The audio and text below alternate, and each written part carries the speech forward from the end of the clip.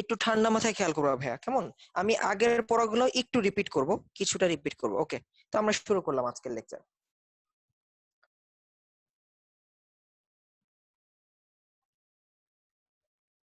ওকে, আমি তোমাদেরকে একটা দিছিলাম হচ্ছে পটাশিয়াম ডাইক্রোমেট ও সোডিয়াম অক্সালেট। ঠিক আছে, তো এইটা তুমি কিভাবে সলভ করবা, তাই তো?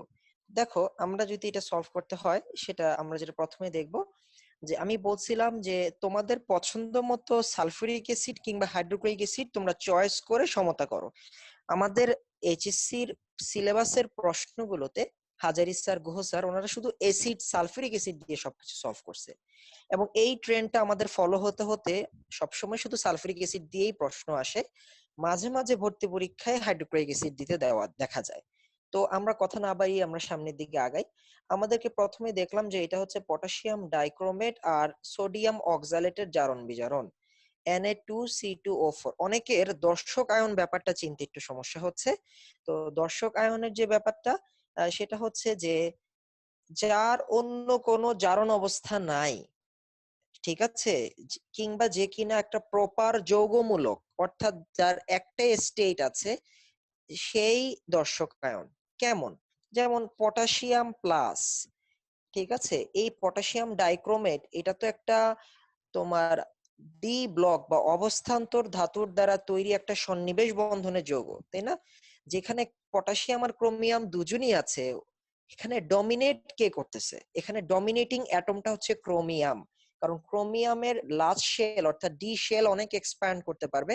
ক্রোমিয়াম তোমরা জানো 3d4, তোমার সে তোমার ডি তে আরো 6টা ইলেকট্রন গ্রহণ করতে পারবে, অর্থাৎ ক্রোমিয়ামের +6 পর্যন্ত হওয়ার সুযোগ আছে। ক্রোমিয়াম সন্নিবেশ বন্ধন করারও সুযোগ আছে।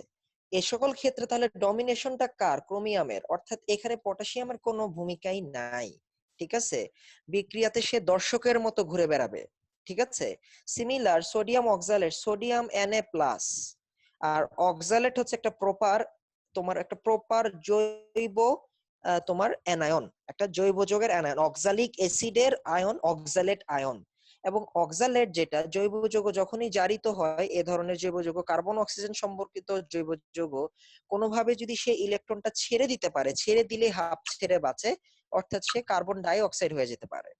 ঠিক আছে, তাহলে যে কোনো ভাবেই যেহেতু আমরা দেখতেছি যে এখানে, প্লিজ কেউ ইয়াটা একটু অফ করো, মাইক্রোফোনটা প্লিজ অফ করো প্লিজ, যারা অন আছে। ঠিক আছে, আচ্ছা, তো এখানে আমরা দর্শক আয়ন গুলাকে এটাই প্রথম সিলেক্ট করলাম। দর্শক আয়ন হচ্ছে পটাশিয়াম আর হচ্ছে আমার সোডিয়াম, এগুলো দর্শক আয়ন।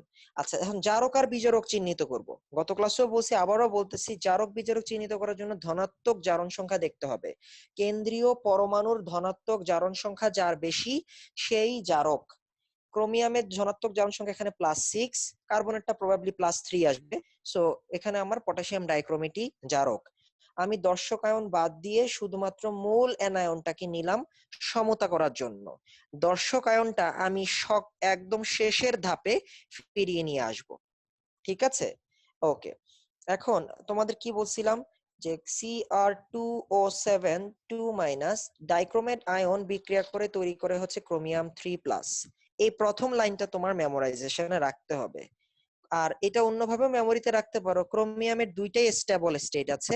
ক্রোমিয়ামের দুই ধরনের লবণ ওয়ার্ল্ডে পসিবল, +6 আর +3।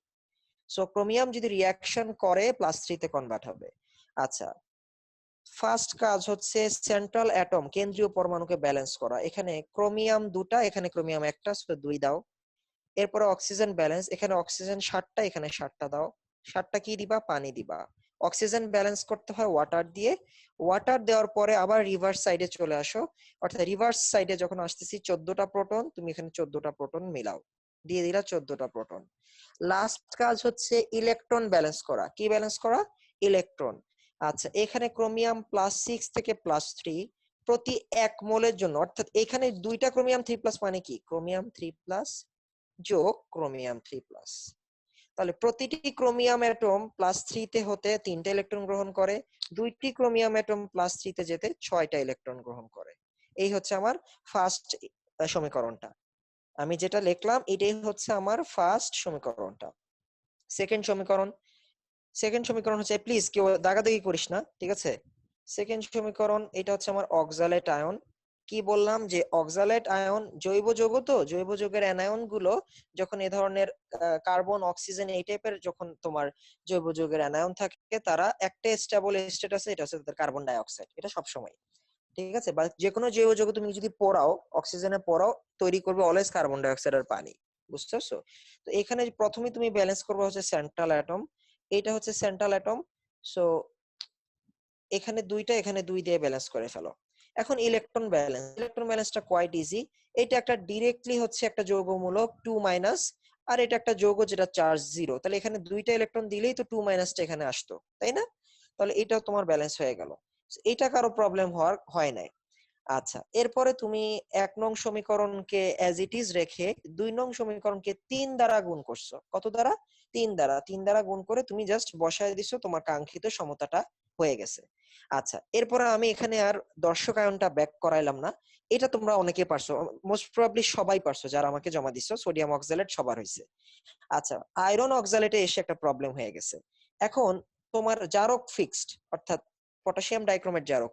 এখন বিজারক হিসেবে আর সোডিয়াম অক্সালেট না, বিজারক হিসেবে তোমার কে আছে? তোমার ফেরাস অক্সালেট।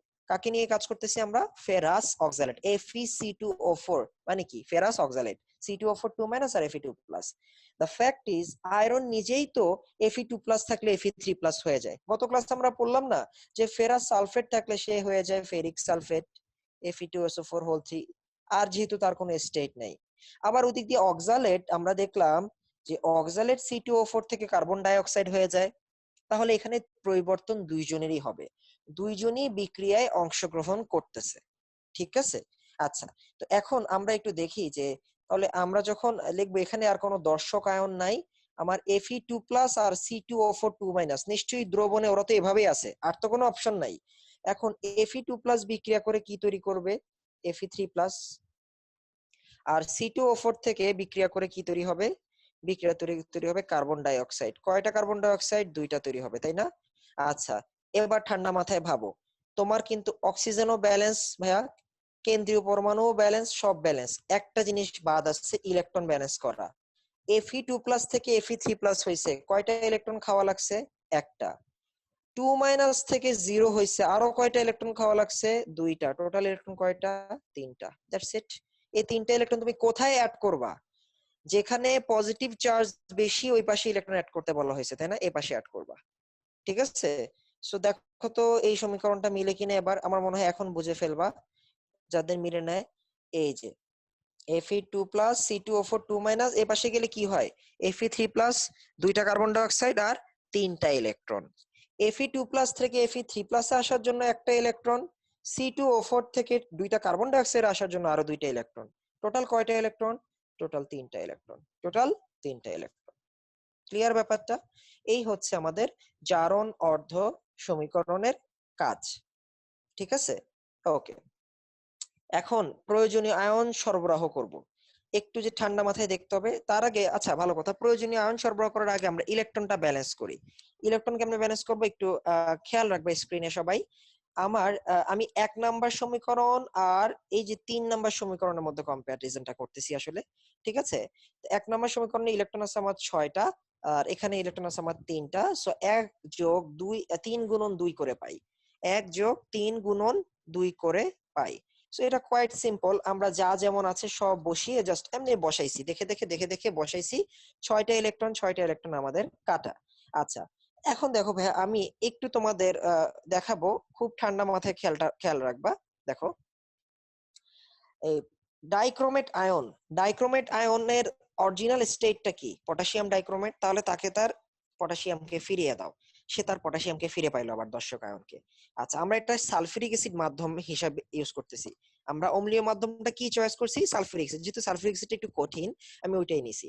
আচ্ছা, এখন খেয়াল করো, কয়টা প্রোটন ভাইয়া? 14টা। 14টা প্রোটনকে ব্যালেন্স করতে সালফিউরিক অ্যাসিড আসলে কয়টা হলেই হয়? 7টা। তাহলে উপরের সমীকরণের দিকে তাকিয়ে তাকিয়ে আমি নিচের সমীকরণ ব্যালেন্স করব। ঠিক আছে? তাহলে 7টা আমার সালফিউরিক অ্যাসিড। এবার এদিকে তাকাও, এই যে এদেরকে তো আমরা আলাদা করে রাখছিলাম, তাই না? দুইটা Fe2 প্লাস আর দুইটা C2O4 2 মাইনাস। আসলে এটা মানে কি? এটা মানে কি? দুইটা ফেরাস অক্সালেট। দুইটা ফেরাস অক্সালেট, আমরা এটাই লিখছি, দুইটা ফেরাস অক্সালেট। এবার ডান দিকে যাও, ডান দিকে যাওয়ার পর আমরা এবার দেখতেছি, দেখো এই হচ্ছে আমার ক্রোমিয়াম 3+। ক্রোমিয়াম 3+ দ্রবণে তৈরি হয়েছে। দ্রবণে কে আছে? সালফেট। কোন অ্যানায়নটাই আছে শুধু দ্রবণে? সালফেট। সেই অ্যানায়ন ধরে নিয়ে আসলো সালফেটকে। ক্রোমিয়াম 3+ যদি সালফেটের সাথে বিক্রিয়া করে কি তৈরি করবে? Chromium sulphate. ক্রোমিয়ামের জারণ সংখ্যাটা যাবে সালফেটের কাছে, সালফেটের জারণ সংখ্যাটা আসবে ক্রোমিয়ামের কাছে। ক্রোমিয়াম তো অটোমেটিকই ব্যালেন্স হয়ে গেল। তাহলে এইখানে আর দুই আলাদা করে দেওয়ার দরকার আছে? দরকার নাই, এজন্য ডিরেক্ট ক্রোমিয়াম সালফেট লিখে দিছি। পানি পানি থাকলো। Fe3+, Fe3+ কাকে পাইলো? সালফেটকে পাইলো। কয়টা Fe3+? দুইটা Fe3+। আমি যদি Fe2SO4 এই সংকেতটা লিখে ফেলি, আমার এদিকে আর 2 দেওয়ার দরকার আছে? এদিকে 2 দিলে তো 2 দুগুণে 4 হয়ে যায়। সো আমি এটা আর দিতে পারবো না, আমি এটা আর দিতে পারতেছি না। ঠিক আছে, সো আমার কি বাকি থাকে? জাস্ট এটাই বাকি থাকে, ফেরিক সালফেট। আচ্ছা, carbon die oxide, carbon die oxide দিয়ে দাও। এখন গতদিন আমি একটা জিনিস বলি নাই, অনেকে পরে মেসেঞ্জারে আমাকে দেখাইছে যে ভাইয়া এটা এরকম দিব কিনা। আচ্ছা, এটা বলে দিই। দেখো ভাইয়া, ওই যে দুইজন দর্শকায়ন রয়ে গেছে না, দেখো একটু খেয়াল করে দেখো, এ পাশে 3টা সালফেট, এ পাশে 3টা সালফেট, টোটাল সালফেট কয়টা হয়েছে ভাইয়া? 6টা।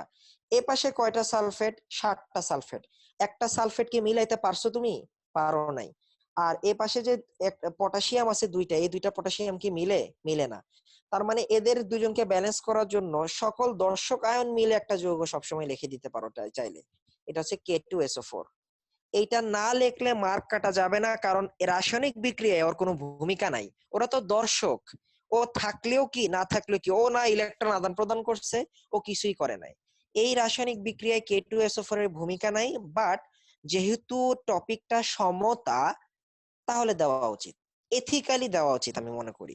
না মনে থাকলে বাদ, ঠিক আছে, না মনে থাকলে বাদ। বাট অনেক সময় সালফেট গন্তে গিয়ে যদি দেখো সালফেট মিলে নাই, তাহলে সালফেটের দর্শকায়ন খুঁজে বের করবা আরেকজন দর্শকায়ন কে আছে।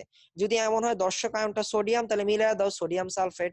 যদি দর্শকায়নটা হয় রুবিডিয়াম, তাহলে লিখবা রুবিডিয়াম সালফেট। জাস্ট তুমি তোমার চয়েস মতো মিলায় দিবা। এটা দিলেও হবে, না দিলেও হবে, বাট তুমি দেওয়া উচিত আমি মনে করি। ঠিক আছে, আশা রাখি এটা তোমরা বুঝতে পারছো। ওকে, যেহেতু ভিডিও রেকর্ড হচ্ছে, আবার দরকার রেকর্ডিং শুনে নিবা। ওকে, চলে আসি এবার আমাদের পরেরটাতে। এটা আমাদের একটা সময় এটা আমি পড়াইতাম না স্টুডেন্টদেরকে, বুঝছো, স্কিপ করে দিতাম। এটা আমাদের 2018 সালের বোর্ডে চলে আসছে, বোর্ড কোশ্চেনে, বুঝছো। তো এখন দেখা গেছে আমি গত 2 বছর ধরে এটা ভালো মতো পড়াই, আর ভর্তি পরীক্ষা এটা থেকে অঙ্ক আসে। এটা হচ্ছে পটাশিয়াম, সরি, কপার সালফেট আর পটাশিয়াম আয়োডাইড। এখানে একটু এক্সেপশন আছে, ওই এক্সেপশনটার জন্য এটা অনেক সময় আমি পড়াইতাম না ভাবে। তো দেখো, জারক আর বিজারক চিহ্নিত করবা। তোমার কপার সালফেট, এখানে কপার 2+, কপার 2+ এর পরিবর্তন হয়ে একটা জিনিস হতে পারে কপার+1। কপার 2+ তো জাম দিয়েই আগে কপার হয়ে যাবে না, তাকে তো আগে মাঝামাঝি একটা কিছুতে আসতে হবে। কপারের দুইটা জারণ অবস্থা থাকে, একটা +2 আর একটা +1। সো কপার 2+ এর পরিবর্তনটা হয় কপার+1 এ। আর আরেকজন এখানে অংশগ্রহণ করতেছে পটাশিয়াম আয়োডাইড, যার কিনা পটাশিয়ামটা দর্শক আয়ন, আর I- হচ্ছে আমার মেইন আয়ন। কারণ আয়োডাইড আয়োডিন হয়, হ্যালাইড অলওয়েজ হ্যালোজেন হয়। পটাশিয়াম প্লাস পটাশিয়ামই রয়ে যায়, ঠিক আছে, পটাশিয়াম প্লাসই রয়ে যায়, তার কিন্তু কোনো চেঞ্জেস নাই। আচ্ছা, সো কপার 2+, ধনাত্মক জারণ সংখ্যা +2, I-, এটা তো ধনাত্মক জারণ সংখ্যাই না। তাহলে কোনটা বড় পজিটিভ, কোনটা মোর পজিটিভ? হচ্ছে কপার 2+। যেটা বেশি ধনাত্মক ওইটাই জারক, যেটা বেশি ধনাত্মক ওইটাই জারক। ঠিক আছে, সো কপার 2+ জারক, বিজারক হচ্ছে I-। দুই একজনের খাতা দেখলাম, জারক বানাইছে আয়োডিনকে, বিজারক বানাইছে কপার 2+ কে। ঠিক আছে, সো এটা একটু তোমরা খেয়াল করবা, এটা ভুল হয়েছে তোমাদের। চলো এবার বিজারণ অর্ধ সমীকরণটা লেখা যাক।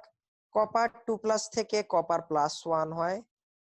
হ্যাঁ, ইলেকট্রন শুধুমাত্র কি ব্যালেন্স করতে হবে? ইলেকট্রন ব্যালেন্স করতে হবে। এখানে কয়টা ইলেকট্রন যোগ করলে এটা সমতা হয়? একটা। আর কিছুই ব্যালেন্স করা নাই, কোনো অক্সিজেন নাই, কিছুই নাই। সিমিলারলি হ্যালাইড থেকে হয় হচ্ছে হ্যালোজেন। এখানে তোমাকে 2 দিতে হবে, না হলে ব্যালেন্স হবে না। -1 থেকে 0 হয়, ইলেকট্রন দেওয়ার কথা একটা, তবে কয় মোল আছে আয়োডাইড? 2 মোল, এজন্য ইলেকট্রন দিব আমরা 2টা। এই মোল সংখ্যাটা যে বাম দিকে আমরা বসাই এটাকে অলওয়েজ খেয়ালে রাখতে হয়। ঠিক আছে? ওকে। সো এটাও আমরা ব্যালেন্স করলাম। এখন ১ নং সমীকরণকে ২ দ্বারা গুণ করলেই তো আমার কাটাকাটি হয়ে যাচ্ছে। সো ১ নং সমীকরণকে ২ দ্বারা গুণ করছি, ২ নং সমীকরণকে আর গুণ করা লাগলো না। আমি আমার সমতা পেয়ে গেলাম। সমস্যা হচ্ছে এই সমতাটার মধ্যে যখন প্রয়োজনীয় আয়ন আসে তখন অনেকে লিখতে পারে না। আমি এখানে একটা কনসেপ্ট তোমাদের আজকে শিখিয়ে দিব। কপার +1 এটা কোনো স্থিতিশীল আয়ন না। কপার +1 যখন আয়োডিনের সাথে মিশে সে কি তৈরি করলো? Cuprous iodide. কি তৈরি করে? কিউপ্রাস। প্রবলেম হচ্ছে কিউপ্রাস একলা থাকতে পারে না। কপারের স্থিতিশীলতা অর্জিত হয় না তখনও। ঠিক আছে? কপারের স্থিতিশীলতা অর্জিত হয় না দেখে একটা কিউপ্রাস আয়োডাইড আরেকটা কিউপ্রাস আয়োডাইডের সাথে ধাতব বন্ধন করে। কি করে? কপার কপার ধাতব বন্ধন করে Cu2I2 ওরা অলওয়েজ ডাইমার আকারে থাকে। একটা অণু এককভাবে অবস্থান করা মানে মনোমার। সে যদি ডুয়েল